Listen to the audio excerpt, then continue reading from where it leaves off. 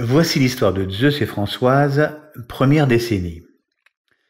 C'était le 1er janvier de l'an 2000. Le monde était en effervescence. Souvenez-vous le fameux bug de l'an 2000. C'est ce jour-là que les dieux sont arrivés sur Terre. Zeus avait pris soin d'organiser leur arrivée. Tous les paramètres liés à la vie de chacun avaient été réglés. Habits, logement, compte en banque, carte de crédit, curriculum vitae, carte d'identité, passeport. Aucun détail n'avait été laissé de côté. Zeus a choisi Paris. Il s'est installé dans un petit hôtel qui se trouve à la croisée de la rue de Vaugirard et de la rue Firmin-Gillot dans le 15e arrondissement.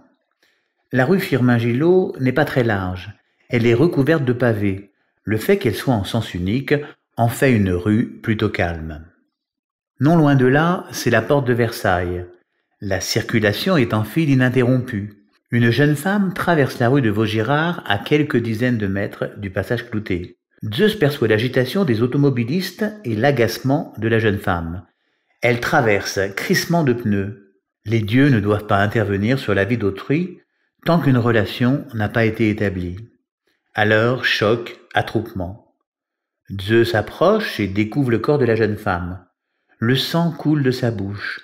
Soubresauts et convulsions animent le corps de la jeune femme de façon désordonnée. Zeus force le passage et s'approche. Il positionne sa veste sous sa tête. C'est à ce moment-là que le regard de la jeune femme croise celui de Zeus. Il s'observe quelques instants, puis la tête de la jeune femme bascule sur le côté, elle perd connaissance. C'est le coup de foudre. C'est incroyable, non? Zeus a eu un coup de foudre. Sirènes, pompiers, ambulances, la foule se disperse. La vie reprend ses droits et de nouveau les klaxons et les vrombissements de moteur. Zeus est sur le trottoir, hébété. Il ne comprend pas la situation et surtout il ne pensait pas être confronté à cette réalité le jour de son arrivée sur Terre. Zeus retrouve la jeune femme. Elle est très affaiblie mais les pronostics sont plutôt favorables. Zeus explique à la jeune femme qu'en tant que témoin de l'accident, il a voulu avoir de ses nouvelles. Très vite, ils font connaissance, elle s'appelle Françoise. Plus tard et après quelques péripéties, elle deviendra sa concubine.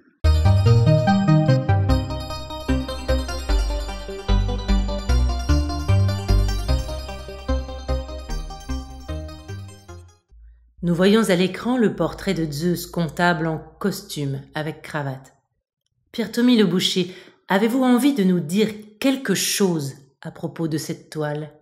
Certains plasticiens préfèrent livrer, sans aucun commentaire, leur travail à l'entendement et à la perspicacité d'autrui. Ce sont des générateurs de bien-être, des faiseurs d'émotions. On pourrait dire qu'ils créent des bouleversements esthétiques avec une ultime concentration émotionnelle. Pour ma part, je préfère expliquer, commenter le fruit de mon travail et espérer qu'il sera apprécié à sa juste valeur. Depuis plus de 25 ans, je travaille dans la communication et l'enseignement. D'autre part, je suis un besogneux qui a besoin de comprendre et j'ai souvent besoin de m'expliquer à moi-même. Alors j'essaye de réfléchir à chaque détail en m'assurant que le regardant n'a pas une idée fausse de l'une de mes propositions. Vous utilisez le mot de regardant. Pouvez-vous définir ce mot? Oui, il s'agit d'un terme que j'ai beaucoup utilisé dans le cadre de la formation en art plastique. Il s'agit pour moi de définir une signification entre le mot spectateur et le mot observateur.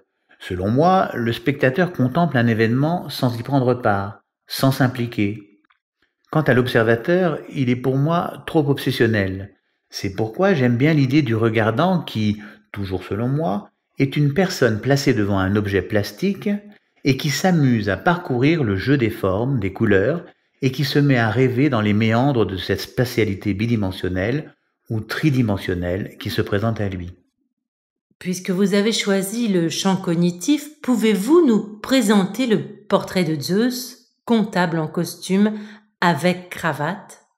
Oui, bien sûr. Dans la première vidéo, je vous ai raconté l'événement mis en place par Zeus et impliquant les autres dieux.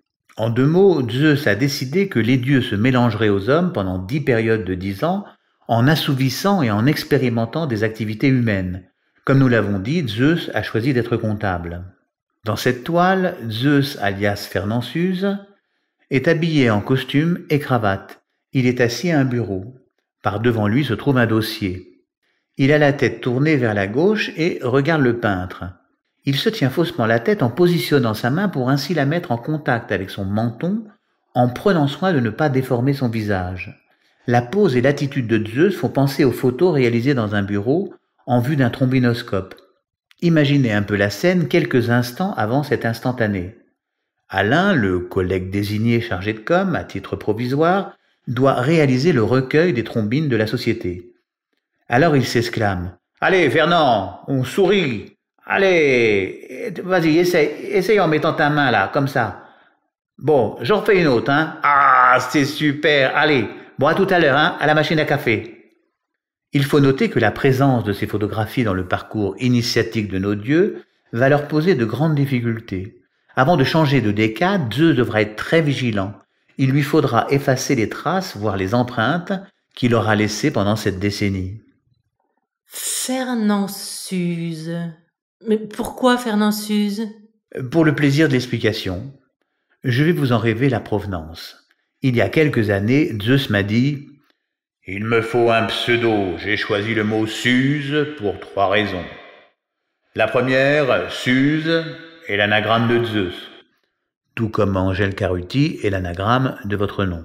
La deuxième, l'inventeur de la Suze s'appelle Fernand Moureau, et ainsi son prénom sera mien. La troisième raison, j'aime à alterner Ambroisie et Suze. En fréquentant les humains, j'ai vite compris l'avidité qui les anime. C'est pourquoi j'envisage de passer un contrat avec la société Suze pour que celle-ci devienne la boisson des dieux. Vous l'aurez compris, le trombinoscope, le pseudo, le contrat, ainsi que toute la modernité de notre monde vont engendrer des situations inattendues. Comment en savoir plus? Existe-t-il des textes, des ouvrages de cette mythologie reloaded? Non, il n'existe aucun texte, il s'agit de tradition orale. Vous l'avez compris, j'en suis l'unique détenteur. Le portrait de Zeus ainsi que le portrait de Françoise ont une forme graphique commune. Pouvez-vous nous en dire plus? Oui, bien sûr. Comme je vous le disais dans la vidéo précédente, je désire représenter ce concept d'approximation de la connaissance. C'est pourquoi les images que je propose ont une forme approximative, une inexactitude relative, une évaluation approchée. Mes images sont pleines de trous à la façon de la Gestalt, c'est-à-dire la structure à laquelle sont subordonnées les perceptions. Je pense que le plus simple est de vous montrer des images, ce qui vous permettra d'appréhender plus facilement cette approche de l'approximation. Je tape le mot Gestalt dans Google et je me place sur l'onglet Images. Je prends bien soin de cliquer sur le bouton Outils et choisir le filtre qui se nomme Réutilisation et modification autorisée afin de préserver les droits d'auteur. La plupart du temps, j'utilise des mots-clés qui permettent à l'internaute de retrouver les exemples choisis. Ici, nous avons la chance d'avoir une image qui peut être réutilisée. En parcourant Internet, vous trouverez toute une série d'images qui fonctionnent de la même manière, c'est-à-dire l'apparition ou la suggestion d'une forme inexistante. D'un point de vue iconographique, le triangle suggéré n'existe pas. Il s'agit ici de 3 cercles noirs tronqués et de 3 extrémités de flèches pointant dans des directions différentes. Et pourtant, nous percevons l'invisible habilement suggéré par le dessinateur. Dans ce que je propose, les trous n'empêchent pas la compréhension de l'image.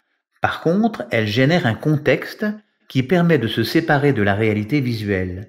J'aime mettre en place des constantes, des éléments signifiants ou encore un process pour rendre identifiable cette situation picturale.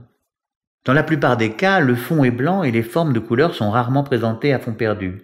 Ces formes restent à l'intérieur de la toile. Il n'y a aucun dégradé de couleur. Il s'agit d'aplats.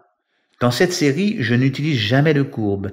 Ces images sont structurées de figures géométriques planes, dont chacune est formée de lignes brisées fermées, c'est-à-dire une suite cyclique de segments consécutifs, le polygone. La dislocation des éléments constitutifs de l'image ressemble à l'instantané d'une explosion, comme l'explosion d'un miroir, dont chaque brisure formerait de nouveaux reflets, une nouvelle perception de la connaissance.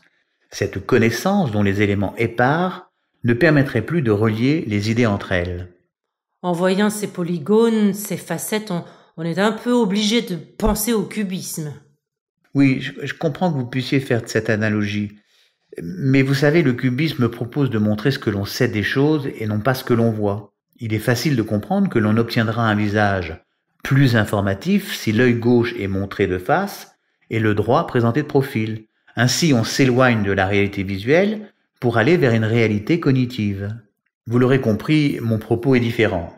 Ceci dit, les facettes colorées et le champ cognitif permettent de faire ce rapprochement.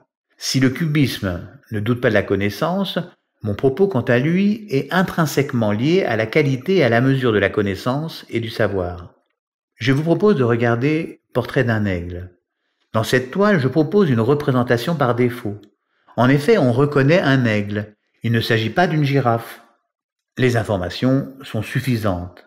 S'agit-il d'un aigle couronné, d'un aigle de Wallace, d'un aigle des steppes ou encore d'un aigle lancéolé? Le détail n'a pas d'importance, puisqu'il est facile d'obtenir toutes sortes de résultats grâce à Internet. Il s'agit pour moi de créer à la fois une peinture approximative, mais également hypersynthétique, laissant aux internautes l'approfondissement de la situation. Chacun ira de son comportement. Nous pourrons faire la même observation avec cette toile qui se nomme « Portrait d'un éléphant d'Afrique ». Pourquoi employez-vous le terme de portrait pour chacune de vos toiles? J'emploie le terme de portrait, mais dans le sens de portrait robot, comme dans une enquête de police où le témoin fait de son mieux pour retrouver les traits d'un personnage. Souvent, le résultat est approximatif, mais la ressemblance est certaine. Il y a une dimension qui m'a toujours intéressé et que l'on retrouve notamment dans la technique de l'aquarelle. Inscrivons aquarelle dans le moteur de recherche, je clique sur le bouton Outils pour sélectionner Réutilisation et modification autorisée. En parcourant la page se trouve cette image que je pointe à l'aide de mon curseur.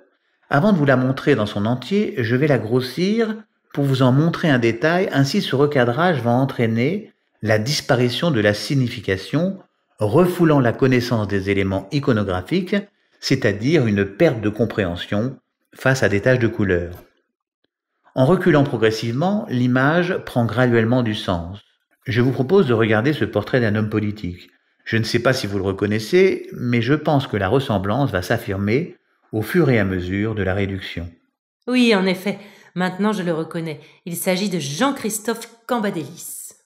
D'ailleurs, à ce propos, vous retrouvez sur mon site internet différents personnages qui font l'actualité, les people.